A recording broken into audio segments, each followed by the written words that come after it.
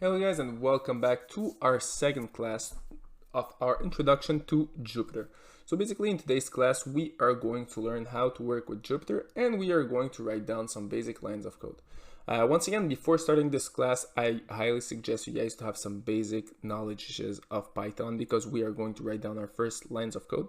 Of course, I'm gonna explain them to you, but once again, to be able to follow the course and not focus only on Python, you guys should have some basic knowledge.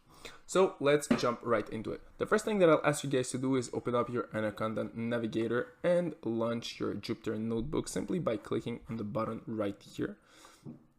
So when it's all done, it's gonna be launched. Next thing that we want to do is pretty simple. We want to open up a new folder. So in this case, it's gonna be a Python tree. When it's all done, we'll simply give a name to our folder. Let's call it project in this case. Here we go. So the first thing that we are going to talk about right here is pretty simple. We are going to talk about how works the Jupyter Notebook, and what exactly you guys can do with it. Well, how exactly you can work with it, and what is the difference between the Jupyter Notebook and any other text editor. Well, text editor, for example, like PyCharm. So let's start. Basically, the first thing that you guys have inside of your Jupyter Notebook, this would be your main page. You will have the buttons right here.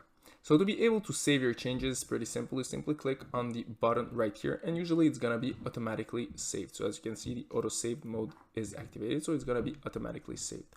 Then in your PyCharm or any other text editor, you usually don't have cells. Inside of your Jupyter Notebook, you have cells. So there is not only one cell, you can have more than one cell. For example, if I want to add a cell, it's going to be by clicking on the little plus sign right here.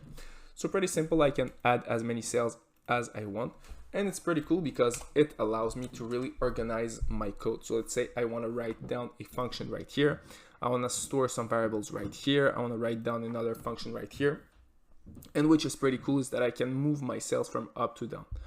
If you guys want to duplicate your cells, well, first of all, if you want to delete your cells, it's going to be there. So simply click on the scissors. If you guys want to duplicate your cells, it's going to be here. So you can select a copy cell and you can copy your cell. So let's say, for example, we have a cell right here. We will write down something simple. So a simple function, let's print pizza, for example. Here we go. I have my function. So I run my function. I have pizza right here. Let's say I want to copy this cell right there, and I passed my cell. And as you can see, it has been copied and pasted down there. All right, so pretty simple. If I want to move my cells, so let's say I have more than one cell, I have a lot of cells, I can take this code right here and move it from up to down. So right now I have absolutely nothing. I just have a print function with pizza inside of it that doesn't mean nothing. But let's say, for example, I have variables right here that I want to work with them down there. I can do it. I can just have my variables here, and let's say I want to put them down there. Here I have a function where I want to take a function and move it somewhere higher or anything. I can move my cells how I want, which is pretty cool in this case with Jupyter. All right, next thing, to run our apps, to run our code, I mean, it's going to be just there. You simply click on the run button. If you want to stop the code that is running, it's going to be on the little interrupt button right here. So this is for the basics of, of Python, of Jupyter, sorry. So it's pretty simple. As you can see, it's pretty simple to use. Next thing that we are going to talk about would be our first Python lines of code. So how exactly can we work with it? So as you saw some seconds before, in this with the Jupyter, you don't have a terminal down here like you do in, for example, PyCharms. So basically, if you write down your code, it's gonna be printed right under the cell right there. So just for the purpose to understand how Jupyter works, and for the purpose of everybody who is in the course and maybe don't understand Python that much, we'll write down a very simple line of code, and I will explain really the basics of Python, which we'll talk about variables, numbers, and booleans. So let's try it out. The first thing that we'll do is simply create two variables that are strings. So in this case, let's say we will call it name1 and name well, name2 and name0. And in this case, let's name our name, well, our name variable will be pizza. So for those who never really programmed and are right now writing down their first lines of code, what I'm doing right now is I'm creating my variables, which is name and name2, and I'm storing strings inside of my variables. So I created two variables. The first one is called name and the second variable is called name2. I have three types of variables, which could be strings or plain text. Strings are simply plain text. I have numbers, which can be 1 to infinite. So in this case, let's say we have quantity 1 and quantity 2. Those two quantities will be numbers. So in this case, we'll have number 2 and number 4. So as you can see here, I have my pizza, I have my pasta. Those two are strings, and those variables right here are numbers. It's possible to transform strings into numbers and numbers into strings, because when you write down a line of code, you can't use both strings and numbers at the same place. So if you try to run, for example, a sentence that contains numbers and strings, it's not gonna work. You guys need to transform your strings. If you wanna use only strings, you need to transform all your numbers into strings. So let's write down a very simple line of code. And in this case, this line of code right here. So what exactly this line of code means, it's pretty simple. First of all, I want, what exactly do I want? So when I write down, well, let's start by print.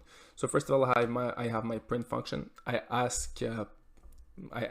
give the order to print something. So what I give the order to print? I give the order to print I want. So this would be the first part of our function. This is just plain text. This is a string. What I want exactly, I want quantity 1. So quantity 1 in this case is the number 2. Why I wrote a str right here, this is the function that we use to transform numbers into strings. So as I said, we can't have strings and numbers inside of the same sentence. Then what exactly do I want? I want quantity 1 plus name. This means I want 2 pizzas. So we have our quantity 1, which is 2, plus name, which is pizza, plus we have our plain text or our string and in this case, we just put it inside of those little parentheses.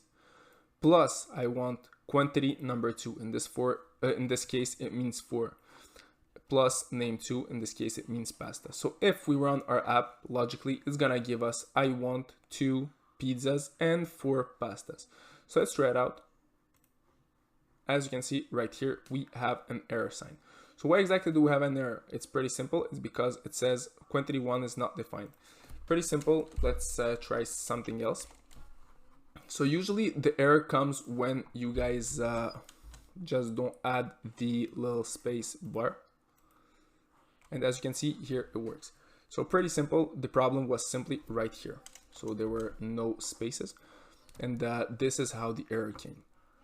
So this is a typical error with Jupyter that you guys can have sometimes. Just a little space button will make it work or not work. So really be careful about it. I'm not gonna give you a complete course of how to debug all errors, because once again, this is just a really basic line of code. So right now you guys understand how exactly works Jupyter. So it's pretty simple. Jupyter is, as I said, a text editor and well, a notebook. And you can use it to write down your lines of code. And right now you know exactly how it works, what all the buttons right here means, and how everything works. Don't forget to save your work. So pretty simple, you simply save it. So this way, next time that you connect to your Jupyter, you will be able to see your work. So in this case, if for example, we decide to click on X right here, we have our project, which is right there. We can just run it. So we can simply click on our project. And as you can see, we will have our project right here. So that's it for this class, guys, and see you all in our next class.